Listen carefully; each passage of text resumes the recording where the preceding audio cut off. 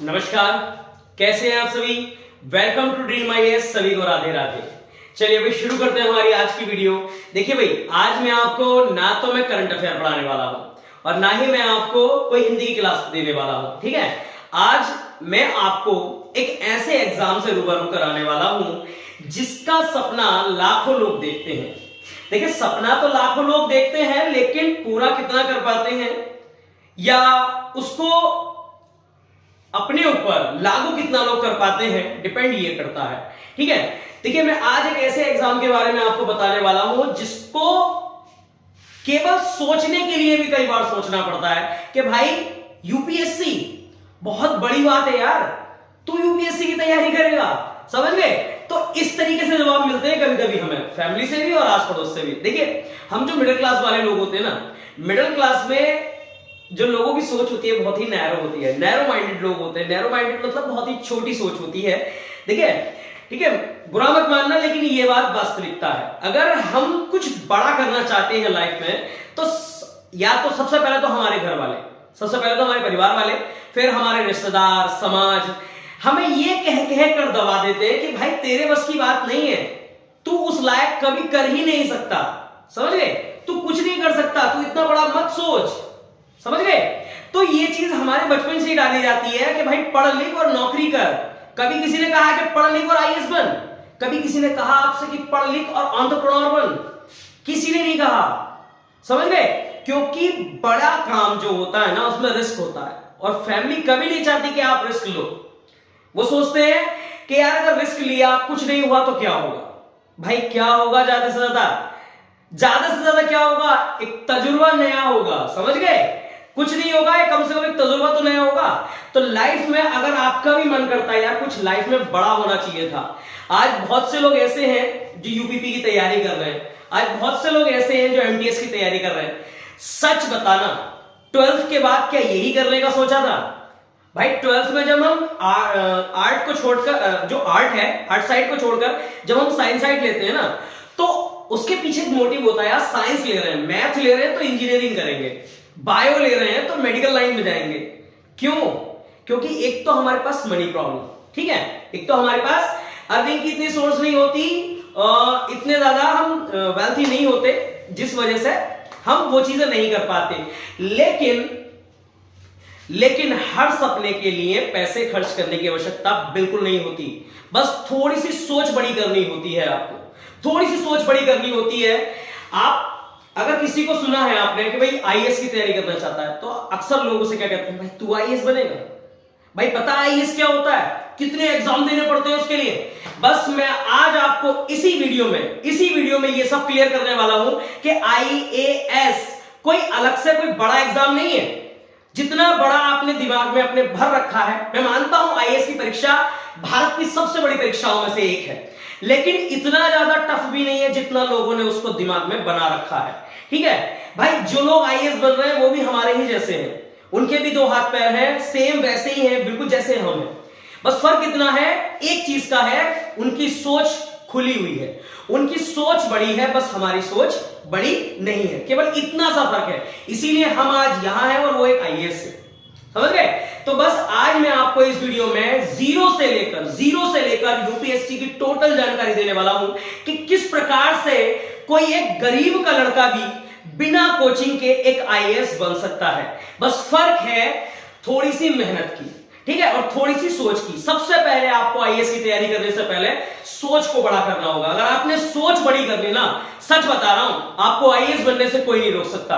देखिए, मैंने जब आईएएस की तैयारी शुरू की थी, मैं वीडियो को शुरू करने से पहले मैं आपको बता दूं, जब मैंने आईएएस की तैयारी शुरू की थी तो मेरे घर वालों ने मुझसे भी काफी दिनों तक बात नहीं की थी, क्योंकि मैं उनका मानना था कि पहले एक छोटी नौकरी ले ले। ठीक है भाई, छोटी नौकरियों के लिए भी कई बार जॉब लेटर आए, लेकिन मैंने एक्सेप्ट नहीं की, क्योंकि मेरा सपना, मेरा ड्रीम कुछ और है।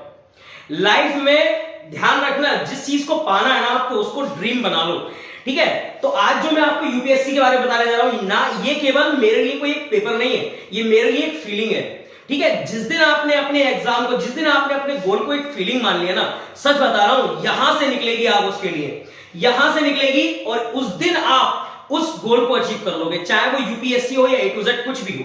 लेकिन आज हम बात करने जा रहे हैं यूपीएससी के बारे में। तो यूपीएससी के बारे में अगर भाई वीडियो देख रहे हो ना, तो चाहे आप यूपीएससी करना या मत करना, लेकिन मैं गारंटी देता हूं इस वीडियो को देखने के बाद आपकी सोच जरूर खुलने वाली है। ठीक है, देखिए बहुत से लोगों ने मन में एक वहम बना रखा है कि भाई यूपीएससी एक बहुत बड़ा एग्जाम है, मेरे बस की बात नहीं है, इसके बस की बात नहीं है, उसके बस की बात नहीं है, किसी के बस की बात नहीं है यार यूपीएससी का एग्जाम निकालना। और यूपीएससी निकालेगा वही जो दृष्टि जैसे संस्थानों में तैयारी करेगा। भाई ऐसा कुछ नहीं है, यूपीएससी की तैयारी करने के लिए आपके अंदर जज्बा होना चाहिए, ठीक है, लेकिन किसी भी चीज को करने से पहले उसके बारे में जानना बहुत जरूरी है। कहते हैं ना कि पानी में उतरने से पहले उसकी गहराई जान लेना बहुत जरूरी होता है। पानी में उतरने से पहले पानी की गहराई जानना बहुत जरूरी होता है। तो बस उसी गहराई के बारे में मैं आपको बताने वाला हूं कि यूपीएससी क्या है। आज हम बात करेंगे, थंबनेल देखकर आप समझ ही रहे होंगे, सबसे पहली चीज हमारी यूपीएससी क्या है, यूपीएससी है क्या, सबसे पहले इस बारे में बात करेंगे। दूसरी चीज हम बात करेंगे किसके बारे में कि भैया यूपीएससी के लिए फॉर्म कब कब अप्लाई होते हैं, यूपीएससी में पेपर कितने होते हैं, कौन कौन से पेपर होते हैं, मेरिट कितनी लगती है, टॉपर कौन कौन से रहे हैं, किन किन टॉपर्स ने क्या क्या अचीव किया है, एक आईएएस एक आईपीएस को क्या क्या सुविधाएं मिलती हैं, ठीक है, क्या क्या सुविधाएं मिलती हैं, सिलेबस क्या रहने वाला है, बुक लिस्ट क्या रहने वाली है, मैं A to Z सारी जानकारी प्रोवाइड कराऊंगा आपको। बस शुरू से लेकर लास्ट तक मेरी वीडियो पर बने रहना, ठीक है। देखिए आप लोग वीडियो को सपोर्ट करोगे, मैं गारंटी देता हूं ये वीडियो हर उस बच्चे तक पहुंचनी चाहिए जिसके दिमाग में ये भरा हुआ है कि यार मैं यूपीएससी तो करना चाहता हूं, मैं आईएएस तो करना चाहता हूं, लेकिन मेरे पेरेंट्स ने कहा है कि वो बहुत बड़ा एग्जाम है, मेरे बस की बात नहीं है, मेरे दोस्त कहते हैं कि शायद मैं आईएएस नहीं बन पाऊंगा, ठीक है। तो भाई अगर आपको किसी नीली बत्ती को गाड़ी को देखकर, किसी नीली बत्ती की गाड़ी और फिर किसी अधिकारी की गाड़ी को देखकर अगर मन में ना एक कितना रोंगटे खड़े होना, अगर ये चीज होती है ना, तो मैं गारंटी देता हूं इन फ्यूचर आप आईएएस बनने वाले हो, इन फ्यूचर आप अधिकारी बनने वाले हो। बस थोड़ा सा जज्बा होना चाहिए आपके अंदर, आपकी मेहनत होनी चाहिए, ठीक है। तो चलिए बस वीडियो को शुरू करते हैं, हमारा ज्यादा टाइम वेस्ट ना करते हुए। बस वीडियो को शुरू करने से पहले इतना ही कहना चाहूंगा कि वीडियो को शुरू से लेकर लास्ट तक देखें और वीडियो को लाइक करें, कमेंट करके जरूर बताएं कैसी लगी, ठीक है। मैं ये नहीं कह रहा कि आप सभी लोग यूपीएससी की तैयारी करो, ठीक है। अगर यूपीएससी की तैयारी आपके मन से निकल रही है कि हाँ मुझे करनी है, तभी करना मेरे भाई, वरना मत करना। चलो इसके बारे में आगे बात करेंगे। तो वीडियो को शुरू करने से पहले मैं इतना कहना चाहूंगा वीडियो को लाइक कर दें, शेयर कर दें और जो लोग इस चैनल पर नए हैं वो इसको सब्सक्राइब कर लें, ठीक है। तो चलिए भाई शुरू करते हैं। सबसे पहले बात करते हैं यूपीएससी क्या है। यूपीएससी क्या है? तो भाई यूपीएससी की फुल फॉर्म है यूनियन पब्लिक सर्विस कमीशन, ठीक है, union public service commission, UPSC, संघ लोक सेवा आयोग। इसकी बात करें तो यूपीएससी की स्थापना हुई थी 1 अक्टूबर 1926 को। 1 अक्टूबर 1926 को यूपीएससी की स्थापना हुई थी। इसका मुख्यालय नई दिल्ली में है, इसका मुख्यालय नई दिल्ली में है। और वर्तमान अध्यक्ष कौन है, इसके चेयरपर्सन कौन है? वर्तमान चेयरपर्सन है मनोज सोनी। बताओ, ठीक है, ये मनोज सोनी है और मैं मनोज सैनी। कोई बात नहीं, सोच हमारी बहुत बड़ी है, एक दिन यहां भी पहुंचेंगे, ठीक है, टेंशन वाली कोई बात ही नहीं है। अगर आपने ठान रखा है ना भाई, तो कुछ भी हो सकता है, एवरीथिंग इज पॉसिबल, समझ गए। तो चलिए बात करते हैं यूपीएससी क्या है। यूनियन पब्लिक सर्विस कमीशन, संघ लोक सेवा आयोग, जिसकी स्थापना 1 अक्टूबर 1926 को हुई थी। इसका मुख्यालय नई दिल्ली में है, इसके चेयरपर्सन है मनोज सोनी। भारतीय संविधान में इसका वर्णन मिलता है भाग 14 में। भाग 14 में इसका वर्णन मिलता है अनुच्छेद 315 से अनुच्छेद 323 के बीच।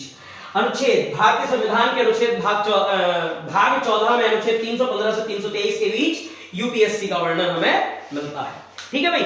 ये तो थी बात यूपीएससी है क्या। यूपीएससी एक संस्था है जो हर साल एग्जाम कंडक्ट कराती है, ठीक है, जिससे अलग अलग पोस्टों पर अधिकारियों की नियुक्ति होती है, जिससे अलग अलग पोस्टों पर अधिकारियों की नियुक्ति होती है, जैसे कि आईएएस, आईपीएस और IFS, Indian administrative service, Indian police service, Indian foreign service, ठीक है, आईएएस, आईपीएस, आईएफएस। इसके अलावा और भी बहुत सारी पोस्टें हैं, उनके बारे में भी हम बात करेंगे, ठीक है। तो चलिए शुरू करें। ठीक है, तो ये तो था हमारा यूपीएससी। यूपीएससी है क्या? यूपीएससी एक संस्था है जो हर साल अधिकारियों की नियुक्ति के लिए जो एग्जाम है वो कंडक्ट कराती है। साल में एक बार इसका एग्जाम होता है, ठीक है, जिसके द्वारा आईएएस, आईपीएस और आईएफएस बना जाता है। ठीक है, चलिए अब बात करते हैं भाई सुविधाओं की। यूपीएससी क्लियर करने के बाद आप अगर एक आईएएस या आईपीएस बन गए तो आपको क्या क्या सुविधाएं मिलने वाली है। देखिए, बिना लालच के तो कोई भी काम नहीं होता। आप अगर कोई भी जॉब करना चाहते हो तो सीधी सी बात है भाई, सबसे पहले ये देखोगे कि मुझे मिलने क्या वाला है। ठीक है, ये रियलिटी है। सबसे पहले आप सिक्योरिटी जरूर ढूंढोगे। तो भाई क्या ऐसी क्या चीजें मिलने वाली हैं अगर आप एक यूपीएससी के द्वारा एक आईएएस बन गए तो? सबसे पहली चीज, जिले का सबसे महंगा जो सरकारी घर होगा ना वो आपका होगा, एक बंगला। समझ गए? एक बंगला मिलेगा। जिले का जो सबसे महंगा सरकारी घर होगा, सरकारी बंगला होगा, वो आपका होगा। ठीक है, और क्या मिलने वाला है? और आपको मिलने वाली है एक नीली बत्ती की गाड़ी। एक नीली बत्ती की गाड़ी। भाई बहुत से लोगों का सपना होता है यार नीली बत्ती की गाड़ी। ठीक है, ये हर किसी को नहीं मिलती, ध्यान रखना। आप करोड़पति भले ही क्यों ना हो, वरना ये हर किसी को नहीं मिलती है नीली बत्ती की गाड़ी। ये केवल उन्हीं को मिलती है जो इसके लिए बने होते हैं या बनने का प्रयास करते हैं। ठीक है, चलिए तीसरे नंबर पे क्या मिलेगा भाई? उस नीली बत्ती गाड़ी के लिए एक ड्राइवर और लगभग 2 से 3 गार्ड या गनर कह सकते हैं। ठीक है, एक ड्राइवर और 2 से 3 गार्ड या गनर मिलने वाले हैं आपको। ठीक है, इसी के साथ साथ आपको एक शेफ मिलेगा। भाई मैं डिटेल से इसलिए बता रहा हूं क्योंकि आपके मन में बिना लालच के कभी भी कुछ नहीं होने वाला जब तक आप उस चीज को इमेजिन नहीं करोगे। यार शहर का सबसे बड़ा सरकारी आवास मेरे पास, एक नीली बत्ती की गाड़ी, समझ गए, एक ड्राइवर, 2 से 3 गार्ड, खाना बनाने के लिए शेफ, सफाई करने के लिए नौकर, ये सब जब तक आप नहीं सोचोगे। ठीक है, इसीलिए मैं बिल्कुल डिटेल से जानकारी आपको देना चाहता हूं। क्योंकि यूपीएससी भी भाई क्यों करना चाहते हो? ठीक है, क्योंकि एक सबसे ऊंची पोस्ट है, शहर का सबसे बड़ी पावर इस पोस्ट के अंदर है। लेकिन इसके साथ साथ हमें और क्या क्या मिलने वाला है इस चीज के ऊपर बात करेंगे। ठीक है, एक शेफ और अन्य नौकर वगैरह सब चीजें अन्य, साथ ही साथ लाइफ टाइम आपका बिजली फ्री, यातायात फ्री। ठीक है, ऑफिशियल कार्य के लिए लाइफ टाइम बिजली फ्री, यातायात फ्री, ये सब चीजें। ठीक है, उसके साथ साथ पेंशन की भी सुविधा है इसमें, लाइफ टाइम पेंशन की सुविधा है। क्लियर? चलिए आगे बात करते हैं हम यूपीएससी की पावर की। तो भाई यूपीएससी की पावर की बात करें तो एक आईएएस जिले का सर्वोच्च अधिकारी होता है एक आईएएस। ठीक है, एक आईपीएस पुलिस विभाग में सर्वोच्च अधिकारी होता है। तो इसीलिए ये तो बताने की जरूरत है ही नहीं जब इतनी बड़ी बात आ गई कि आईएएस क्या होता है। आईएएस भाई जिले का सर्वोच्च अधिकारी होगा, बस ध्यान रखना। ठीक है, क्लियर? चलिए अब बात करें, ये तो हो गई हमारी फैसिलिटीज। इसके अलावा और क्या चीजें हैं? फैसिलिटीज के अलावा आगे बात करते हैं फॉर्म। भाई यूपीएससी के फॉर्म कब आते हैं? तो यूपीएससी एक वार्षिक परीक्षा है, एक वार्षिक परीक्षा कंडक्ट कराता है यूपीएससी। ठीक है, एक साल में एक ही बार होगा। इस बार फॉर्म कब निकले हैं? अगर बात करें 2023 की, तो 2023 में फॉर्म कब निकले हैं भाई? तो ये निकले थे 1 फरवरी को, 1 फरवरी 2023 को निकले थे। ठीक है, 1 फरवरी 2023 को निकले थे। चलिए आगे बात करें, 1 फरवरी 2023 को निकले थे। और लास्ट कब है इसकी डेट? लास्ट डेट है इसकी, लास्ट डेट है आपकी परसों, यानी कि 21/2/23। परसों 21 फरवरी 2023 लास्ट डेट है यूपीएससी के फॉर्म भरने की। ठीक है, यूपीएससी के फॉर्म कब से भरे जाएंगे भाई? कब से भरे जा रहे हैं? ये 1 फरवरी से भरे जा रहे हैं। और कब तक भरे जाएंगे?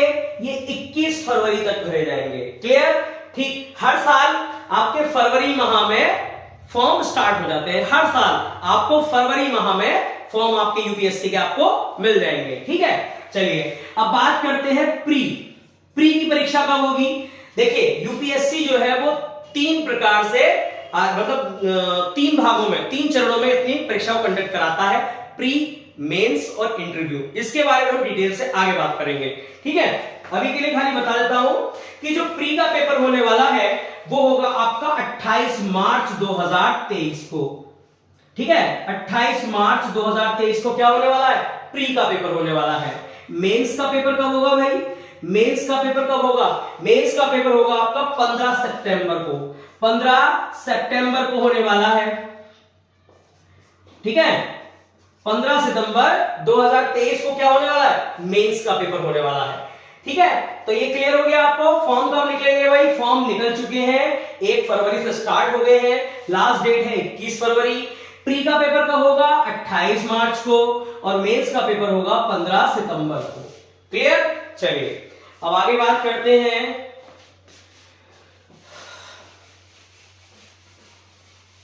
ये तो था यूपीएससी 2023 जो कि अभी हाल ही में निकला है। अब बात करते हैं यूपीएससी 2022 की। यूपीएससी 2022 में कितने लोगों ने फॉर्म भरे। ठीक है, तो भाई अप्लाई कितने लोगों ने किया, ध्यान से देखें इधर, ये बहुत इंपॉर्टेंट चीज है। यूपीएससी 2022 में कितने लोगों ने अप्लाई किया था, यूपीएससी 2022 में भाई 11.50 लाख लोगों ने, यानी कि 11.5 लाख लोगों ने अप्लाई किया था यूपीएससी में। ठीक है, 11.5 लाख लोगों ने अप्लाई किया था। लेकिन भाई प्री का पेपर कितने लोगों ने दिया, तो मात्र 5.5 लाख लोगों ने ही प्री का पेपर दिया। ठीक है, यानी कि 50% रेशो भी नहीं है, 50% रेशो भी नहीं है, ध्यान रखें इधर। अप्लाई कितने लोगों ने किया था, 11.5 लाख लोगों ने, लेकिन प्री का पेपर कितने लोगों ने दिया, 5.5 लाख लोगों ने। इसके पीछे कारण है क्योंकि अटेम्प्ट गिने जाते हैं इसमें। ठीक है, अटेम्प्ट गिने जाते हैं। जब आप फॉर्म भर देते हो तब आपका अटेम्प्ट काउंट नहीं होता, जब आप प्री की परीक्षा में बैठ जाते हो तब आपका अटेम्प्ट काउंट होता है। ठीक है, कितने अटेम्प्ट मिलते हैं इसके बारे में भी आगे चर्चा करेंगे हम। तो ध्यान रखें, यूपीएससी 2022 में कितने लोगों ने, 11.5 लाख लोगों ने फॉर्म भरा था, लेकिन प्री की परीक्षा देने के लिए कितने लोग पहुंचे, मात्र 5.5 लाख लोग, मात्र 5.5 लाख लोग पहुंचे। और उसमें से भी प्री कितने लोगों ने क्लियर किया, प्री को कितने लोगों ने क्लियर किया, मात्र 13,090 लोगों ने। 13,090 लोग वो हैं जिन्होंने यूपीएससी 2022 के लिए प्री क्लियर कर लिया है। ठीक है भाई, प्री क्लियर कर लिया है। चलिए, ये तो हो गई हमारी पिछले साल की बात। अब बात करते हैं आगे क्वालिफिकेशन की, कि भाई अगर आप यूपीएससी की तैयारी करना चाहते हो तो क्वालिफिकेशन क्या होनी चाहिए। तो भाई यूपीएससी की तैयारी करने के लिए सबसे पहली क्वालिफिकेशन है आपकी कि आपको खुद से अंदर से आना चाहिए कि मुझे यूपीएससी की तैयारी करनी है। ध्यान रखना, यूपीएससी की पहली क्वालिफिकेशन ये है, आप यूपीएससी किसी के बताने पर मत करना कभी भी। अगर आपके फादर ने कह दिया बेटा यूपीएससी कर ले, भाई मेरा मानो ना, आपको मत करना जब तक खुद से ना निकले ना, क्योंकि यूपीएससी जो है वो कोई एक साधारण एग्जाम नहीं है। ठीक है, कि किसी ने कह दिया कर लिया हो गया, भाई जब तक दिल से ना निकले ना, जब तक यूपीएससी की तैयारी मत करना। ठीक है, अगर आपको लगता है, चाहे आप कितने भी बुरे हालात में हो, लेकिन अगर आपको लगता है कि हाँ मुझे यूपीएससी करना है और आपको कोई सपोर्ट नहीं कर रहा है, लेकिन आपको आपके अंदर से वो चीज आ रही है कि हाँ मुझे यूपीएससी करना है, तो भाई आपको आईएएस बनने से कोई नहीं रोक सकता। ठीक है, यूपीएससी में आईएएस बनने के लिए किसी सपोर्ट की आवश्यकता नहीं पड़ती। सबसे पहले आपको खुद को यह बताना पड़ेगा कि भाई मैं यूपीएससी के लिए एबल हूं। ठीक है, यूपीएससी के लिए मैं बिल्कुल रेडी हूं, तैयार हूं। ठीक है, चाहे आपको कोई भी मना करे, लेकिन अगर आपके अंदर से खुद से आ रही है ना कि मैं यूपीएससी के लिए तैयार हूं, तो आपको कोई नहीं रोक सकता यूपीएससी के लिए या आईएएस बनने के लिए। तो सबसे पहली क्वालिफिकेशन आपके पास होनी चाहिए भाई, आप ग्रेजुएट होने चाहिए। ठीक है, ग्रेजुएशन होना चाहिए। ग्रेजुएशन किसी भी स्ट्रीम में हो, चाहे आप बीए करे हुए हो, बीएससी करे हुए हो, प्राइवेट हो या रेगुलर हो। ठीक है, बहुत से बच्चों का वो होता है कि भाई बीए कर रखा है मैंने, तो आप चाहे बीए करे हुए हो, बीकॉम करे हुए हो, बीएससी करे हुए हो, बीबीए करे हुए हो, बीटेक करे हुए हो, आप केवल ग्रेजुएशन करे हुए होने चाहिए। समझ गए? आप केवल ग्रेजुएट होने चाहिए, बस केवल यूपीएससी इतना ही मांगता है भाई तू ग्रेजुएट हो, चाहे तू रेगुलर हो या प्राइवेट हो, मुझे फर्क नहीं पड़ता, ग्रेजुएट हो। चाहे तेरी फर्स्ट डिवीजन आई हो, सेकंड डिवीजन आई हो, थर्ड डिवीजन आई हो, फर्क नहीं पड़ता, तू पास होना चाहिए बस। तो यूपीएससी के लिए खाली इतनी क्वालिफिकेशन होनी चाहिए, आप ग्रेजुएट हो, केवल ग्रेजुएट हो। परसेंटेज मायने नहीं रखती, केवल आप पास होने चाहिए, केवल आप पास होने चाहिए ग्रेजुएशन में। चाहे आप रेगुलर हो या प्राइवेट हो, इस बात से भी कोई फर्क नहीं पड़ता, आप केवल पास होने चाहिए। तो पहली क्वालिफिकेशन क्या है भैया? आप केवल ग्रेजुएट हो, केवल ग्रेजुएट हो। ठीक है, चलिए अब बात करते हैं एज लिमिट की। बात करते हैं एज लिमिट की। एज लिमिट कितनी होनी चाहिए? तो एज लिमिट यहां पर अलग अलग है। जनरल के लिए अलग है, ओबीसी के लिए अलग है, ईडब्ल्यूएस के लिए अलग है, ठीक है, एससी के लिए अलग है और एसटी के लिए अलग है। जनरल की बात करें तो भाई जनरल को मिलते हैं 32 ईयर्स तक, यानी कि 21 से 32। मिनिमम आपकी एज होनी चाहिए 21 और मैक्सिमम होनी चाहिए 32। जनरल अगर आप कैटेगरी में हो तो कम से कम आपकी एज 21 होनी चाहिए और मैक्सिमम 32 होनी चाहिए। तब आपको इस एज में कितने अटेम्प्ट मिलेंगे? 6 अटेम्प्ट मिलेंगे। ठीक है, 6 अटेम्प्ट मिलेंगे। और बात करें हम ओबीसी की, आप अगर ओबीसी से हो तो आप 21 प्लस 32 प्लस, ठीक है, 21 से 32 होने चाहिए और प्लस आपका ये 21 से 32 में से लिख देता हूं ऐसे, आप माइनस समझो कभी। ठीक है, 21 से 32 एज होनी चाहिए और 6 अटेम्प्ट होंगे आपके पास। अगर आप ओबीसी से हैं और आपके पास ओबीसी का प्रमाण पत्र है, ठीक है, जाति प्रमाण पत्र है आपके पास, तो 21 से लेकर 32 तक की एज प्लस आपको अलग से 3 वर्ष मिलेंगे। ओबीसी का अगर सर्टिफिकेट है आपके पास तो आपको अलग से 3 वर्ष मिलेंगे। तो कितने हो गए टोटल? 35 वर्ष। ठीक है, 21 से लेकर 35 वर्ष। और अटेम्प्ट कितने मिलने वाले हैं? 9 अटेम्प्ट मिलने वाले हैं, 9 अटेम्प्ट मिलने वाले हैं। अब चलिए बात करते हैं ईडब्ल्यूएस की, इकोनॉमिक्स वीकर सेक्शन की बात करें। ठीक है, तो इसको अभी रहने देते हैं, ये आपका दिव्यांग वाले में हम देख लेंगे, दिव्यांग में अलग से देख लेंगे उसको। ठीक है, एसटी। हाँ, अब बात करते हैं एससी की, एससी और एसटी की। तो भाई एससी के लिए आपको 21 से लेकर कितनी? 32 होनी चाहिए। कितनी होनी चाहिए? 21 से लेकर आपकी 32 एज होनी चाहिए और प्लस आपको मिल जाते हैं 5 वर्ष। एससी सर्टिफिकेट से आपको मिल जाते हैं 5 वर्ष मिल जाते हैं। कितने? 5 वर्ष। ठीक है, और एसटी के लिए भी आपकी 21 से लेकर 32 होनी चाहिए और एक्स्ट्रा मिल जाते हैं इसमें भी आपको 5 वर्ष। तो कितने हो गए भैया? 37 वर्ष हो गए। कितने हो गए? 37 वर्ष हो गए, 21 से लेकर 37। जनरल वालों को मिलते हैं 21 से लेकर 32 तक 6 अटेम्प्ट, ओबीसी वालों को मिलते हैं 21 से लेकर 35 तक 9 अटेम्प्ट, और जब एससी और एसटी वालों को मिलते हैं 21 से लेकर 32 प्लस 7 यानी कि 21 से लेकर 37 तक मिलते हैं कितने प्रयास? असीमित प्रयास। असीमित प्रयास। असीमित प्रयास का मतलब 21 से लेकर 37 मतलब 17 अटेम्प्ट मिलते हैं उनको, क्योंकि एक साल में एक ही बार कंडक्ट होती है परीक्षा। तो 21 से अगर 37 तक देंगे तो भैया 17 अटेम्प्ट दे सकते हैं। ठीक है, तो 17 अटेम्प्ट मिलते हैं एससी एसटी वालों को। ठीक है भाई, चलिए अब बात करते हैं दिव्यांग की। दिव्यांग, ठीक है, दिव्यांग लोगों को कितने मिलते हैं भाई? तो इनको मिलते हैं 21 से लेकर 32, इन्हें भी 21 से लेकर 32, लेकिन अलग से मिल जाते हैं 10 वर्ष। कितने वर्ष? 10 वर्ष। तो कितने हो गए? 42। कितने हो गए? 42। और कितने प्रयास? असीमित प्रयास। ठीक है, असीमित प्रयास, सॉरी 9 प्रयास। 9 प्रयास मिलते हैं यहां पर, 9 अटेम्प्ट मिलते हैं। अगर आप ओबीसी से हो या जनरल से हो तो, अगर आप ओबीसी या जनरल से हो, ध्यान से सुने, अगर दिव्यांग हो तो आपको 21 से लेकर 32 तक, 21 से लेकर 32 तक तो आपको मिलेगी, साथ में 10 साल अलग से मिलेंगे, यानी कि 21 से लेकर 42 तक। अगर आप ओबीसी और जनरल से हो तो आपको 9 प्रयास मिलेंगे। कितने प्रयास मिलेंगे? 9 प्रयास मिलेंगे। वहीं अगर आप दिव्यांग हो, ठीक है, तो आप दिव्यांग ही हो लेकिन आप कौन सी कैटेगरी से हो? एससी और एसटी से हो, तो 21 से लेकर 32 तक और प्लस, ठीक है, 21 से लेकर 32 प्लस असीमित, असीमित आप कितने भी दे सकते हो, ठीक है, असीमित आप कितने भी दे सकते हो। क्लियर?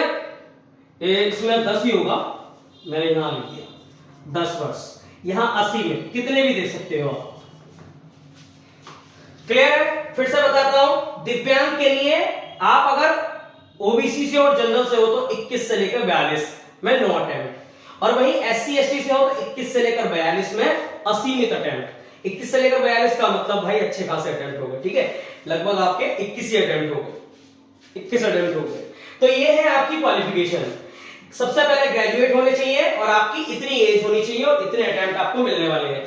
काफी प्रॉब्लम रहती है इस चीज में, तो इसको ध्यान से समझ लेना। सबसे पहले आप ग्रेजुएट होने चाहिए, फर्क नहीं पड़ता आप कौन सी स्ट्रीम से ग्रेजुएट हो, फर्क नहीं पड़ता कितने नंबर आए हैं, बस आपको पास होना चाहिए, ठीक है, आप पास होने चाहिए। जनरल वाले 21 से लेकर 32 तक 6 अटेम्प्ट मिलेंगे, ओबीसी वालों को 21 से लेकर 37 तक 9 अटेम्प्ट मिलेंगे, एससी वालों को 21 से लेकर 35 तक 9 अटेम्प्ट मिलेंगे, एससी वालों को 21 से लेकर 37 तक असीमित, एसटी वालों को भी 21 से लेकर 37 तक असीमित, दिव्यांग वालों को 21 से लेकर 42 तक 9 प्रयास ओबीसी और जनरल के लिए। वहीं एससी एसटी से हो दिव्यांग तो 21 से लेकर 42 तक असीमित, ठीक है भाई।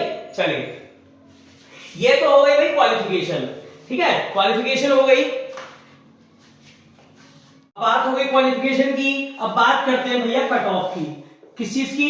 कट ऑफ की, कि कट ऑफ क्या जाती है। देखिए, सबसे बड़ी चीज जो हम लोगों को डर लगता है ना, वो इस बात का लगता है कि यार यूपीएससी में कट ऑफ कितनी जाती है, मेरा कुछ हो भी पाएगा या नहीं, ठीक है, यानी कि मैं उतने नंबर ले भी आऊंगा या नहीं ला पाऊंगा, ये सब चीजों का डर रहता है। तो आज हम उसी चीज के ऊपर बात करेंगे, भाई कट ऑफ कितनी जाती है यूपीएससी की, कितने में से कितने नंबर लाने हैं, खाली मुझे ये देखना है, ठीक है। तो चलिए पहले बात करेंगे हम प्रीलिम्स की। देखिए, यूपीएससी का जो पेपर होता है ना, वो 3 चरणों में डिवाइड होता है आपका, प्रीलिम्स, मेंस और इंटरव्यू। प्रीलिम्स, मेंस और इंटरव्यू, ठीक है। तो इन चीजों की बात करेंगे कि प्री में आपके कितने आने चाहिए, मेंस में कितने आने चाहिए, इसके ऊपर बात कर लेते हैं, ठीक है। तो कैटेगरी में डिवाइड करके देखेंगे पहले इसको।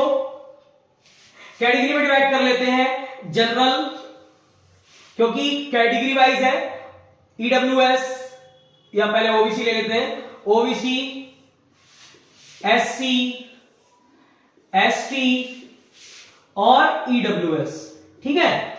इन चीजों के ऊपर हमने देख लिया।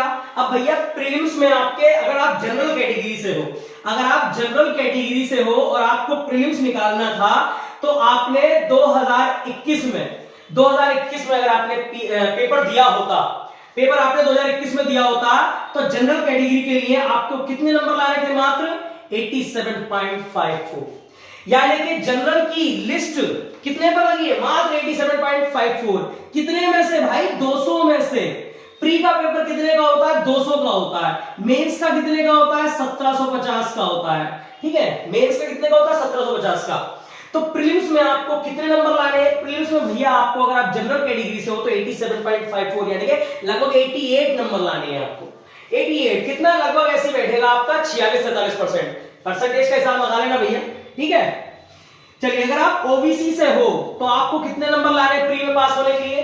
सॉरी, कितने नंबर लाने? 760 कर दिया। कितने नंबर लाने हैं? ये आपके हो जाएंगे 84.14, यानी कि 84, लगभग 85 नंबर लाने थे आपको। कितने में से? 200 में से। अगर आप एससी से हो तो आपको कितने लाने हैं? 75.41। कितने लाने हैं? 75.41। अगर एसटी से हो तो आपको लाने हैं 70.71। अगर आप ईडब्ल्यूएस से हो तो आपको लाने हैं 80.41। सीधे सीधे बात कर लेते हैं, कितने नंबर भैया? 88 नंबर। कितने नंबर? 85 नंबर। कितने नंबर?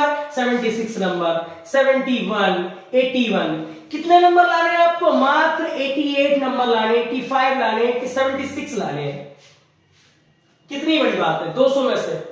लेकिन ये बड़ी बात हर किसी के लिए नहीं है। ये उसके लिए नहीं है जो केवल यूपीएससी का पेपर भाई देना चाहता है, केवल देखना चाहता है। इन नंबरों को लाने के लिए भी ना रातों रात जगना पड़ता है, एक मन में जुनून जगाना पड़ता है कि हाँ, I will and I can and I will, मैं कर सकता हूं और मैं करके दिखाऊंगा, ठीक है। क्लियर?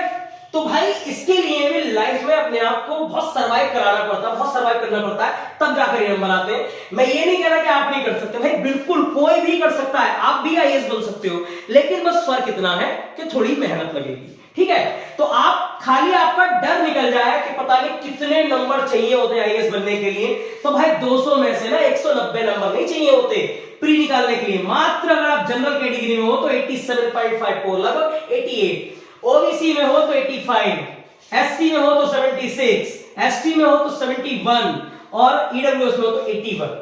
इतने नंबर भी आप लाओगे तो आप यूपीएससी क्लियर हो। मेरिट हर साल आगे पीछे होती रहती है, लेकिन कितनी आगे पीछे होगी भाई, 10-5 आगे या 10-5 पीछे, बात खत्म। तो लगभग आपको इतने नंबर लाने हैं और 200 में से इतने नंबर लाना मुझे नहीं लगता मेहनत करने के बाद भी अगर आप ना ला पाओ तो।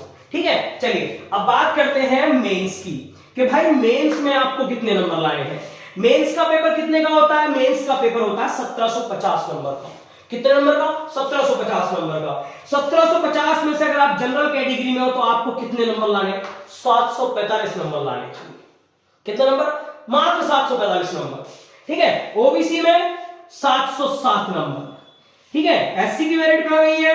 ये गई है भैया, एससी की मेरिट गई है 700 पे और एसटी की मेरिट भी गई है 700 पे और ईडब्ल्यूएस की मेरिट गई है कितने पे? ईडब्ल्यूएस की मेरिट गई है 713 पे, 713 पे गई है। तो आप खुद देख लो, अगर आपने यूपीएससी 2021 दिया होता तो आपको जनरल कैटेगरी में मेंस में पास होने के लिए कितने नंबर चाहिए थे? 745 नंबर। परसेंटेज आप अपने आप से निकाल कर देख लेना। ठीक है, लगभग ऐसी बैठेगी लगभग 40 के आसपास। ठीक है, 40% पे आप पास हो। 707 नंबर ओबीसी में अगर हो आपको, आप तो 1750 में आपको मात्र 707 नंबर लाने हैं। लेकिन फिर मैं वही बात कहूंगा, इन मात्र नंबरों के लिए भी ना कई रातों की नींद खराब करनी पड़ती है। ध्यान रखना, कई रातों की नींद खराब करनी पड़ती है तब ये नंबर आते हैं। ठीक है, तो यूपीएससी इतना मजाक खेल भी नहीं है कि आपने बस आप शुरू कर दिया तो हो गया। लेकिन हाँ, कोई भी कर सकता है, इस बात को मैं फिर कहूंगा। आप भी आईएएस बन सकते हो, बस थोड़े से जुनून की आवश्यकता होगी। ठीक है, तो आपने ये देख लिया मेंस में आपको कितने नंबर लाने हैं। जनरल के हो तो 745, ओबीसी के हो तो 707, एससी से हो तो 700, एसटी से हो तो 700, ईडब्ल्यूएस की 713। चलिए अब बात करते हैं फाइनल मेरिट की। इंटरव्यू तो आपका 275 नंबर का होता है। फाइनल मेरिट लगती है दोनों को प्लस करके। फाइनल मेरिट भैया कितने पे लगी है? यहां परसेंटेज निकाल कर देखना, कितने? 1950 नंबर की लगती है फाइनल मेरिट। फाइनल मेरिट कितने पे लगेगी? 1950 पे। तो 1950 में से भैया आपके कितने अगर आप जनरल के हो तो आपकी मेरिट लगी थी 953 पे। कितनी? 953 पे। बताइए, अगर आप जनरल में हो तो 1950 में से कितने लाए थे? 953 लाते तो फाइनल मेरिट में होते तो आईएएस होते।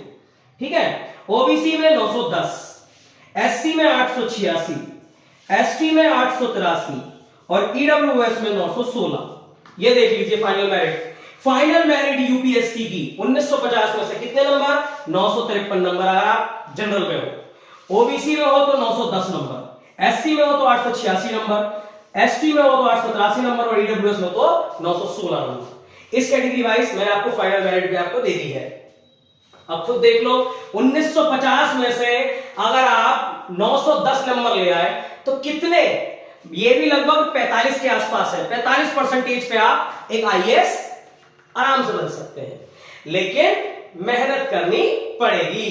ठीक है भाई, मेहनत करनी पड़ेगी भैया। क्लियर है? चलिए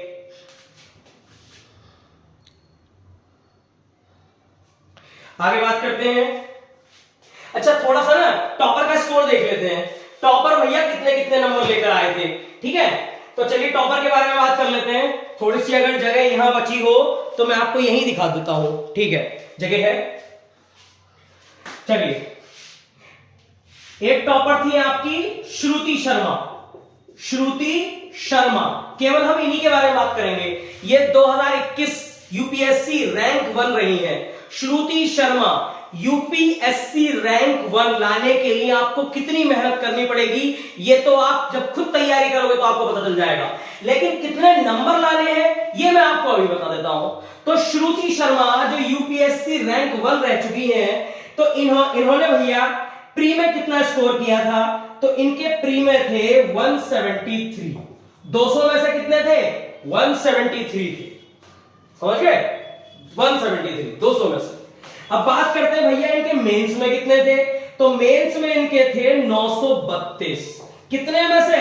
1750 में से 932 नंबर, 1750 में से 932 नंबर। ठीक है, अब यहां थोड़ी सी टोटल निकाल कर देखना, टोटल इनके कितने आए हैं? 1105। कितने में से भैया? 1950 में से 1105। अब खुद देख लो, आप अगर 55% छोड़ो यार, 52% भी अगर आप ले आए ना, तो यूपीएससी रैंक 1 आएगी आपकी। देखिए मैं यहां आपसे बार बार एक बात कह रहा हूं कि मैं अपनी ये तो बता रहा हूं कि 50 से 52% आपकी रैंक 1 बन जाएगी, लेकिन इसके लिए बहुत ज्यादा कड़ी मेहनत की जरूरत पड़ती है, ध्यान रखना, ये रैंक बनाने के लिए भी। लेकिन हाँ, आपका हौसला ना टूटे, या बहुत से लोगों के मन में होता था यार पता नहीं कितनी परसेंटेज लानी पड़ती है, तो भाई देख लो 52% नंबर अगर आपके हैं तो आप रैंक 1 हो यूपीएससी में। टोटल ऑल ऑफ इंडिया में आपकी श्रुति शर्मा 1950 में से 1105 नंबर, ठीक है, तब रैंक 1 आई है इनकी। अब आप अपने हिसाब से लगा लो, अगर आप रैंक 1 में भी नहीं आए, 10 में आए, 100 में भी आए यार, तो यूपीएससी में आप अच्छी खासी एक आईएएस की जॉब ले सकते हो, और साथ ही साथ इतना ज्यादा स्कोर भी आवश्यकता नहीं है। ठीक है, अगर आपको केवल जॉब चाहिए तो मैं बता रहा हूं, रैंक 1 चाहिए तो भैया इतनी मेहनत करनी पड़ेगी आपको। ठीक है, तो ये मैंने आपका टॉपर के बारे में बता दिया, श्रुति शर्मा। दूसरे नंबर पर अंकिता अग्रवाल है, और तीसरे नंबर पर गामिनी सिंगला। ठीक है, तो मैंने श्रुति शर्मा जो रैंक 1 रही हैं, उनके मैंने प्री के नंबर आपको बता दिए। 200 में से ये लेकर आई है 173 नंबर, मेंस में लेकर आई है 1750 में से 932 नंबर, और टोटल 1950 में लेकर आई है 1105 नंबर। आप परसेंटेज निकाल लो, उस हिसाब से आप सोच लो कि आप कितना स्कोर कर सकते हो। ठीक है, कितना स्कोर आप लोग कर सकते हो। आगे बात करें, चलिए ये हो गई हमारी कट ऑफ के ऊपर बात। अब बात करेंगे सीधे सिलेबस के ऊपर कि भाई ये तो पता चल गया कि कट ऑफ हमारी इतनी लगेगी, अब जल्दी से ये बता दो कि पढ़ना क्या क्या है ना? अब मन में ये आ रहा है ना कि यार यूपीएससी तो मैं भी कर सकता हूं, अब बस इतना बता दो कि पढ़ना क्या क्या है।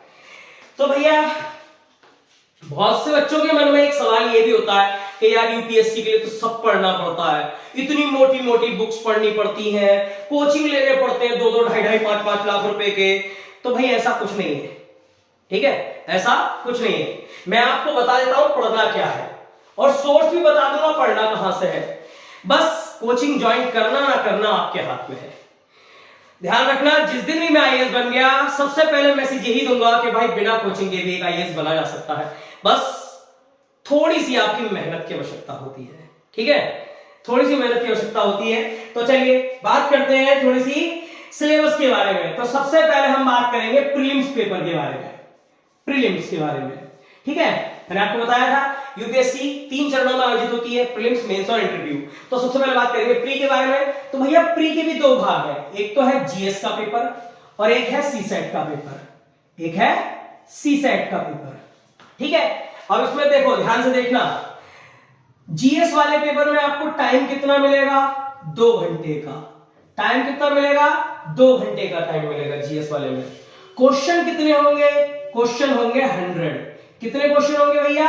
100 क्वेश्चन होंगे। मार्क्स कितने होंगे? मार्क्स होंगे आपके कितने? 200।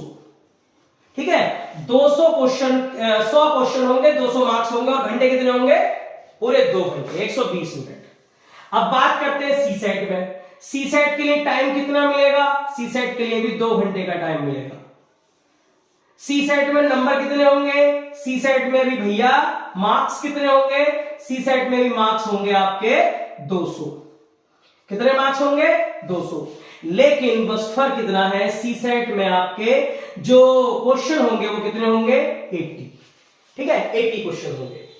दूसरी चीज आपको एक बात विशेष रूप से बता दूं कि सीसेट का पेपर और जीएस का पेपर एक ही दिन होगा, लेकिन सीसेट एक क्वालिफाइंग पेपर है, यानी कि आपको 200 में से मात्र 33%, 33 का मतलब मात्र 66 नंबर लाने हैं आपको। तब अगर आप 66 नंबर ले आते हो, 33% ले आते हो, तब आपकी ये वाली कॉपी चेक होगी, अन्यथा नहीं होगी। यानी कि जीएस की और सीसेट का पेपर दोनों का एक दिन होता है, लेकिन आपकी जीएस की कॉपी पहले चेक नहीं होती, पहले चेक होती सीसेट की कॉपी। और सीसेट में अगर आप 200 में से 33% यानी कि 66 नंबर अगर ले आए, जो कि आप ले आओगे, ठीक है, क्या क्या आएगा वो मैं अभी आपको बता दूंगा, तब आपकी ये वाली कॉपी चेक होगी। ठीक है, चलिए इतना हमने बात कर ली। अब हम बात करते हैं कि भैया जीएस में आता क्या क्या है। तो जीएस में आती है करंट। करंट भी कौन सी? नेशनल और इंटरनेशनल, राष्ट्रीय और अंतरराष्ट्रीय घटनाएं आती हैं। और क्या पूछता है भैया? और पूछता है इंडियन हिस्ट्री। सिलेबस में और क्या है? इंडियन हिस्ट्री है। और क्या है इंडियन हिस्ट्री के अलावा? इंडियन एंड वर्ल्ड ज्योग्राफी है। इंडियन एंड वर्ल्ड ज्योग्राफी है। ठीक है, इंडियन एंड वर्ल्ड ज्योग्राफी है। इसके अलावा क्या है? इसके अलावा इकोनॉमिक्स है, economics and social development, social development है। ठीक है, इकोनॉमिक्स एंड सोशल डेवलपमेंट है। और क्या है भाई? और एनवायरमेंट है, सॉरी पॉलिटी है, पॉलिटी है एंड गवर्नेंस है, गवर्नेंस। ठीक है, और क्या है भाई? और है एनवायरमेंट है, एनवायरमेंट है। एनवायरमेंट के अलावा और क्या है? जनरल साइंस है, जनरल साइंस है। ठीक है, और क्या है? और आपकी इंडियन ईयर बुक है, इंडियन ईयर बुक। ठीक है, ये सब चीजें हैं। प्रीलिम्स का जो जीएस का पेपर होता है उसमें आपसे क्या क्या पूछता है? उसमें पूछता है आपसे राष्ट्रीय अंतरराष्ट्रीय स्तर की घटनाएं, भारतीय इतिहास, Indian and world geography, economics and social developments, अर्थशास्त्र और समाजशास्त्र के बारे में, पॉलिटी एंड गवर्नेंस, शासन और संविधान, एनवायरमेंट से क्वेश्चन आएंगे, जनरल साइंस से भी क्वेश्चन आएंगे और इंडियन ईयर बुक से भी क्वेश्चन आएंगे। इंडियन ईयर बुक एक तरीके से स्टैटिक जीके पोर्शन आप मान सकते हो। ठीक है, चलिए आगे बात करें। ये तो हो गया भाई जीएस वाला पेपर। कितने नंबर का होगा? 200 नंबर का होगा, 100 क्वेश्चन होंगे, टाइम होगा 2 घंटा। अब बात करते हैं सीसेट की। सीसेट में क्या आएगा भाई? सीसेट में आएंगे आपके कॉम्प्रीहेंशन, कॉम्प्रीहेंशन, हिंदी और इंग्लिश के जो कॉम्प्रीहेंशन होते हैं वो आते हैं इसमें। और क्या आएगा भाई? और आएगा आपका interpersonal skill, interpersonal skill, interpersonal skill आएगी भाई, इंटरपर्सनल स्किल। और क्या आएगा इंटरपर्सनल स्किल के अलावा? लॉजिकल रीजनिंग, लॉजिकल रीजनिंग आएगी। अभी समझ जाओगे, अभी समझाऊंगा, रुक जाओ। और क्या आएगा? और general mental ability, general mental ability. ये है क्या? कॉम्प्रिहेंशन आपने पढ़े होंगे 10th में, तो इसमें भी 10th लेवल के जो हिंदी और इंग्लिश के पैसेज हैं वो आएंगे। ठीक है, 10th लेवल की क्या आएगी? 10th लेवल की रीजनिंग आएगी, इंटरपर्सनल स्किल, लॉजिकल रीजनिंग और जनरल मेंटल एबिलिटी, तीनों रीजनिंग ही है और कुछ नहीं है। ठीक है, तो कितने लेवल की आएगी? 10th लेवल की आएगी। और क्या आएगा भाई? Basic numeracy, basic numeracy, basic numeracy. और क्या आएगा? Data interpretation, data interpretation, data interpretation. ये क्या है भाई? ये 10th लेवल की मैथ है, 10th लेवल की अंक गणित और बीज गणित और रेखा गणित है। डाटा इंटरप्रिटेशन क्या है? जिसको आप पाई चार्ट बोलते हो। ठीक है, डीआई जिसको बोलते हो आप, वो है। तो 10th लेवल की मैथ आएगी, 10th लेवल की रीजनिंग आएगी, 10th लेवल के कॉम्प्रिहेंशन आएंगे और डीआई आएगा भाई, और कुछ नहीं आएगा। ठीक है, इसमें आपको कितनी परसेंट नंबर लाने हैं? मात्र 33%, 200 में से 66 नंबर लाने हैं इस पेपर में, तब जाके आपकी ये वाली कॉपी चेक होगी। क्लियर? चलिए, ये तो हो गया भैया प्री का। अब बात करेंगे मेंस के बारे में। किसके बारे में? मेंस के बारे में बात करेंगे अब। ठीक है, वीडियो थोड़ी लंबी जरूर होगी, लेकिन इतनी ज्यादा लाभदायक होगी, मैं गारंटी देता हूं। आज के बाद आपको यूपीएससी से कोई क्वेश्चन नहीं रहने वाला भाई, यूपीएससी से तो कोई क्वेश्चन नहीं रहने वाला आपका। ठीक है, जो डर है वो खत्म कर दूंगा आपका मैं आज। चलिए अब बात करते हैं मेंस की, मेंस एग्जाम। ठीक है, तो भाई मेंस में सबसे पहले होगा पेपर फर्स्ट। क्या होगा? चलिए पहले, हाँ चलिए, पेपर फर्स्ट, पेपर फर्स्ट। ठीक है। पेपर फर्स्ट में क्या क्या आएगा? पेपर फर्स्ट में आएगी आपकी हिस्ट्री। क्या आएगी? हिस्ट्री आएगी भाई। हिस्ट्री के अलावा और क्या आएगा? Culture, culture, art and culture. और क्या आएगा? जियोग्राफी आएगी, जियोग्राफी आएगी। और क्या आएगा? सोसाइटी आएगी, सोसाइटी। ठीक है, सोसाइटी। पेपर फर्स्ट मेंस का जो पहला पेपर होगा उसमें क्या क्या आएगा? हिस्ट्री आएगी, कल्चर आएगा, ज्योग्राफी आएगी और सोसाइटी आएगी। अब बात करते हैं पेपर सेकंड की। पेपर सेकंड में क्या क्या आएगा भाई? तो पेपर सेकंड में आएगा कॉन्स्टिट्यूशन, कॉन्स्टिट्यूशन, संविधान। उसके बाद आएगी गवर्नेंस, गवर्नेंस मतलब शासन। उसके बाद आएगा पॉलिटिक्स यानी कि राजनीति। उसके बाद आएगी सोशल जस्टिस यानी कि सामाजिक न्याय, सोशल जस्टिस। और क्या आएगा? इंटरनेशनल रिलेशन, अंतरराष्ट्रीय संबंध कैसे हैं भारत के। पेपर 2 में क्या क्या आएगा? संविधान, शासन, राजनीति, सामाजिक न्याय और अंतरराष्ट्रीय संबंध, ये सब आएगा। ठीक है। पेपर थर्ड, पेपर थर्ड में क्या आएगा भाई? तो पेपर थर्ड में आएगा आपका economics, economics, technology, technology, technology. और क्या आएगा? Biodiversity, biodiversity. और क्या आएगा? Disaster management, disaster management, disaster management. ठीक है। और क्या आएगा? Ecology, ecology. और क्या आएगा? Environment, environment. और क्या आएगा? Security, security. देखो भाई पेपर थर्ड में क्या क्या आएगा?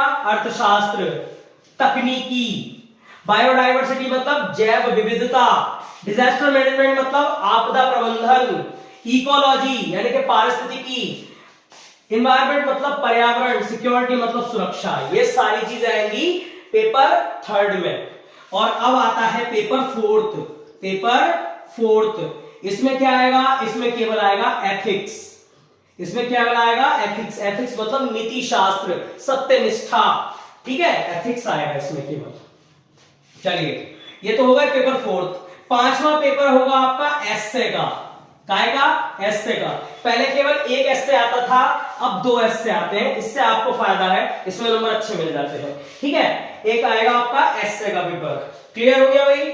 चलिए एक आएगा आपका ऑप्शनल, एक आपको ऑप्शनल लेना पड़ेगा। ऑप्शनल, ऑप्शनल का मतलब एक आपको ऐसा सब्जेक्ट लेना होगा यूपीएससी के लिए जिस पर आपकी जड़ से लेकर तले तक पकड़ हो। कहीं से कुछ भी कोई भी पूछ ले, वहां से आपका हर जवाब आना चाहिए। एक ऐसा सब्जेक्ट आपको लेना होगा। ठीक है। तो ऑप्शनल सब्जेक्ट, ऑप्शनल सब्जेक्ट के भी भाई 2 पेपर होंगे। ऑप्शनल सब्जेक्ट का पेपर फर्स्ट और पेपर सेकंड। जैसे कि मेरा पेपर हिस्ट्री है, मेरा ऑप्शनल क्या है? हिस्ट्री है। तो ऑप्शनल के 2 पेपर होंगे, ऑप्शनल पेपर फर्स्ट और optional paper second. Optional paper first में हिस्ट्री में प्राचीन भारत और मध्यकालीन भारत आएगा, और ऑप्शनल पेपर सेकंड में आधुनिक भारत और विश्व का इतिहास आएगा। ऐसे ही आप जो भी ऑप्शनल लोगे, चाहे पॉलिटी लो, इकोनॉमिक्स लो, टेक्नोलॉजी लो, कुछ भी लो, तो इसके भी आपको 2 पेपर होंगे। ठीक है। अब मैं इनके बारे में बता देता हूं। ये जितने भी मैंने आपको पेपर बताए हैं 7, कितने पेपर बता दिए? 7। ठीक है। इनकी टाइमिंग क्या होगी? इन सभी की टाइमिंग होगी 3 घंटे की। कितने घंटे की? 3 घंटे की टाइमिंग होगी। और भैया कितने मार्क्स के होंगे ये 250 मार्क्स के होंगे एक पेपर। ये 250 का, ये 250 का, ये 250 का, ये 250 का, ये भी। ठीक है। 3 घंटे मिलेंगे इन सबके लिए, और 250 के नंबर, 250 के ये पेपर होंगे आपके। ठीक है भाई। ये तो हो गए आपके पेपर जो जिनके काउंट होंगे। कितने हो गए?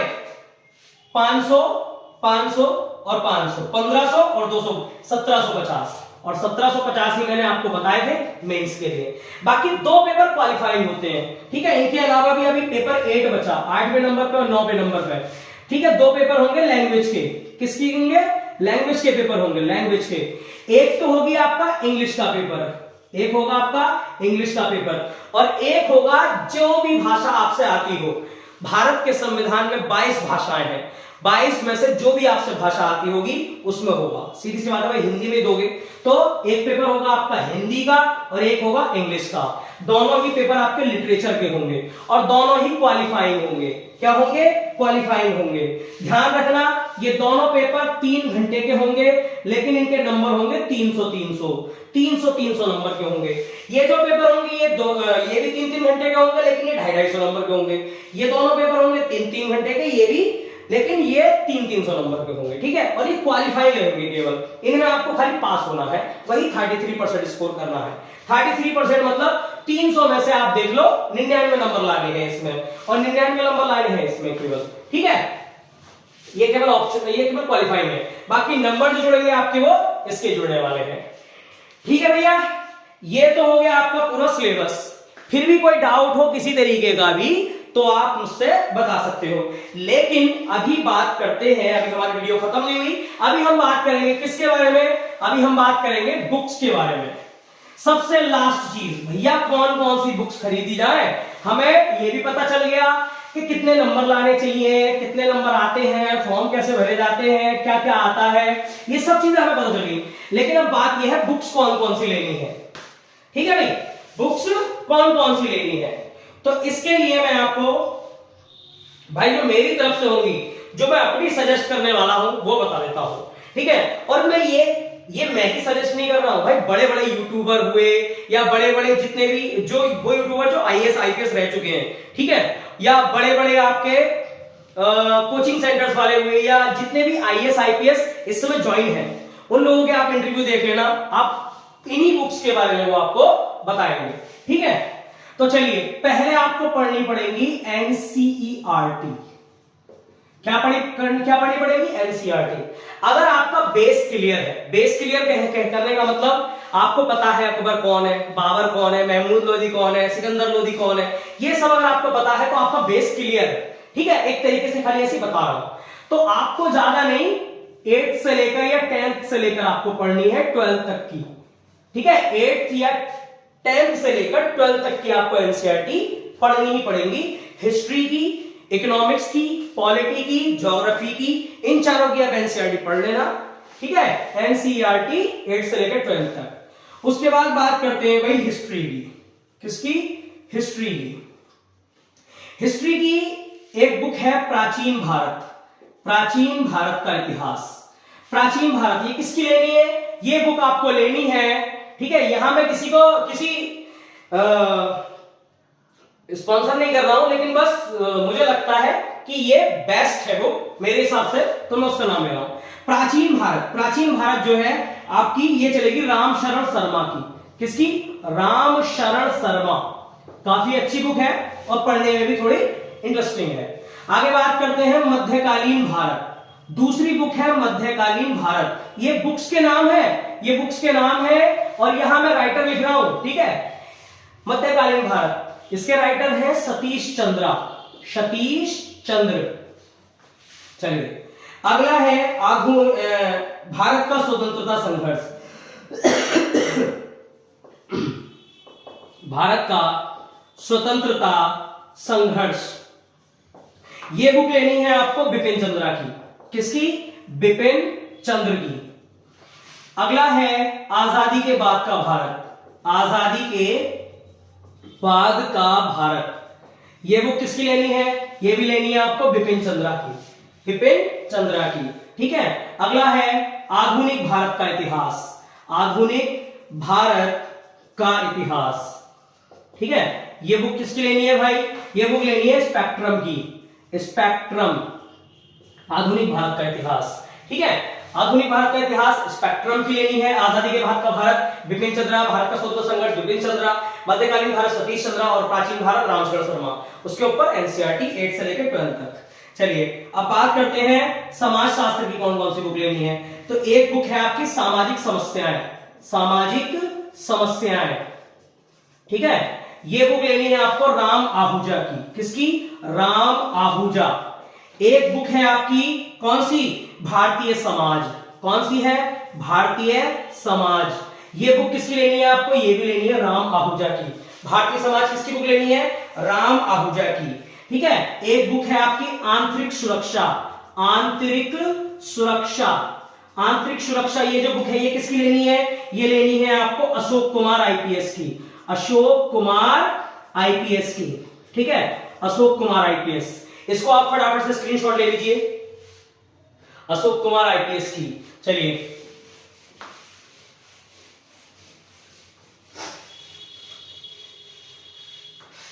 आगे बात करते हैं। अगली है 21वीं शताब्दी में अंतरराष्ट्रीय संबंध। 10वीं बुक है हमारी 21वीं शताब्दी में अंतरराष्ट्रीय संबंध। अंतरराष्ट्रीय संबंध, ये बुक लेनी है हमें किसकी? पुष्पेश पंत की। पुष्पेश पंत की। पुष्पेश पंत की 21वीं शताब्दी में अंतरराष्ट्रीय संबंध। एक बुक होगी आपकी नीति शास्त्र की। नीति शास्त्र यानी कि एथिक्स की। ये किसके लेनी है आपको? लेक्सिकॉन की। किसकी? लेक्सिकॉन की। ठीक है। अगली बुक है आपकी भारतीय शासन। भारतीय शासन, ये बुक किसकी लेनी है? ये बुक लेनी है आपको एम लक्ष्मीकांत की। एम लक्ष्मीकांत की लेनी है भारतीय शासन। एक बुक लेनी है आपको भारत की राजव्यवस्था। भारत की राज व्यवस्था, ये किसकी लेनी है? ये भी एम लक्ष्मीकांत की। ठीक है। अगली बुक है भारत एवं विश्व का भूगोल। भारत एवं विश्व का भूगोल। भारत एवं विश्व का भूगोल। वीडियो थोड़ी लंबी हो गई है इसलिए थोड़ा थोड़ा तेज चल रहे हैं। भारत एवं विश्व का भूगोल, ये किसकी बुक लेनी है भाई? ये लेनी है माजिद हुसैन। माजिद हुसैन की। ठीक है, भारत एवं विश्व का भूगोल। इसके अलावा आपकी एक लेनी पड़ेगी आपको एटलस। एटलस लेनी है ऑक्सफोर्ड वालों की। ऑक्सफोर्ड, ऑक्सफोर्ड की एटलस, मानचित्र वगैरह के लिए। ठीक है। एक बुक लेनी पड़ेगी आपको, एक बुक लेनी है आपको भारतीय अर्थव्यवस्था। भारतीय अर्थव्यवस्था, अगर आप ये बुक लोगे तो ये लेना रमेश सिंह की। रमेश सिंह। ठीक है। एक बुक है आपकी भारतीय कला एवं संस्कृति। भारतीय कला एवं संस्कृति। ठीक है, ये किसकी है? ये बढ़िया रहेगी नितिन सिंघानिया की। नितिन सिंघानिया। ठीक है, नितिन सिंघानिया की। एक बुक है आपकी पर्यावरण एवं पारिस्थितिकी। पर्यावरण एवं पारिस्थितिकी, ये किसकी लेनी है? ये लेनी है दृष्टि की। दृष्टि संस्थान की पर्यावरण एवं पारिस्थितिकी। इसका स्क्रीनशॉट ले लीजिए। चलिए, ठीक है, बस थोड़ी सी और। अगली है आपकी सामान्य विज्ञान। सामान्य विज्ञान 19वीं बुक है सामान्य विज्ञान। सामान्य विज्ञान किसकी लेनी है भाई? ये लेनी है आपको दृष्टि की। दृष्टि की। ठीक है। इसके अलावा एक लेनी है आपको निबंध के लिए। निबंध के लिए लेनी है निबंध दृष्टि। निबंध दृष्टि, ये किसकी है? ये भी दृष्टि वालों की लेनी है। एक है आपकी सामान्य हिंदी निबंध। सामान्य हिंदी निबंध, ये किसकी लेनी है? ये भी लेनी है दृष्टि वालों की। ठीक है। इसके अलावा एक ले लेना आप योजना, हर महीने की योजना और कुरुक्षेत्र की मैगजीन। ठीक है, हर महीने की योजना और कुरुक्षेत्र की मैगजीन। ठीक है। और इसके अलावा आपके पास सारा सिलेबस होना चाहिए लिखा हुआ। जो भी सिलेबस मैंने आपको लिखवाया है वो सारा सिलेबस होना चाहिए। पिछले 15 सालों के, 20 सालों के प्रीवियस ईयर के क्वेश्चन पेपर होने चाहिए, प्री के भी और मेंस के भी। ठीक है, और ऑप्शनल के भी। तो इसीलिए आपको ये सब चीजें करनी है अगर आप वाकई में यूपीएससी की तैयारी करना चाहते हैं। तो देखिए, ये वीडियो केवल उन लोगों के लिए नहीं थी जो केवल यूपीएससी की तैयारी करना चाहते हैं। मेरा मोटिव इस वीडियो को लाने का केवल इतना था कि जो लोगों के मन में डर बैठा हुआ है ना यार कि यार यूपीएससी बहुत बड़ी चीज है, नाम सुनते ही ऐसा लगता है कि यार हमारे तो बस की बात ही नहीं है। ठीक है, तो आज मैंने उन लोगों को क्लियर कर दिया कि भाई यूपीएससी के लिए कोई इतना बड़ा कुछ नहीं करना है, बस लाइफ में इतना ध्यान रखना कि हर चीज पर फोकस होना चाहिए। अगर आपने फोकस करके किसी एक टारगेट को चुन लिया है और दिल से उसे अपना मान लिया, तो मैं गारंटी देता हूं आप उसको क्लियर कर लोगे, चाहे वो यूपीएससी हो या कुछ भी हो। कुछ भी आपके लिए नामुमकिन नहीं है, ठीक है। तो ये सारी बुक्स हो गई और उनके ऑथर हो गए। मैं ये नहीं कह रहा कि आपको सारी बुक्स यही लेनी है, आप अपने पास से भी आप ले सकते हो, लेकिन मेरे हिसाब से यही थी। और जरूरी नहीं है पहले इनको लाकर रख लो और पढ़ो फिर पढ़ने बैठो, भाई एक एक बुक करके निपटाना, ठीक है। आप बिगिनर हो, अभी आपकी शुरुआत है, तो आप एक एक बुक करके लाओगे तो ही बेहतर रहेगा। बाकी बुक को पढ़ने का तरीका क्या है, कैसे पढ़ना चाहिए, एम लक्ष्मीकांत, रमेश सिंह, इसको मैं पढ़ने के तरीके को आगे अगली वीडियो मैं जरूर आपको बताऊंगा। लेकिन बस आज के लिए इतना ही। वीडियो को देखो यार, बहुत मेहनत लगी है, लाइक कर देना, शेयर कर देना और चैनल को सब्सक्राइब कर देना। आप लोगों की जो मानसिकता मैंने खोल दी है, उसको अगर आप थोड़ी सी भी इस वीडियो को इंक्रीज करोगे ना, तो दूसरे लोगों तक पहुंचेगी जिनके पास कोचिंग के पैसे नहीं है, ठीक है। और जिनको लगता है कि यार यूपीएससी की तैयारी के लिए कोई मुझे गाइडेंस वाला होता कि भाई मेरिट कितने पे लगती है, बुक्स कौन कौन सी चाहिए, सिलेबस क्या होता है, ये सब चीजें अगर आपको मेरी गाइडेंस पसंद आई हो तो प्लीज इस वीडियो को शेयर जरूर कर देना यार, ठीक है। एक दिन का शेयर जरूर कर देना, ठीक है। और बाकी दूसरे तक लोगों तक जरूर पहुंचाना और वीडियो को लाइक करके जरूर बताना कैसी लगी। तो आज के लिए बस इतना ही। सभी को राधे राधे, जय हिंद, शुभ रात्रि।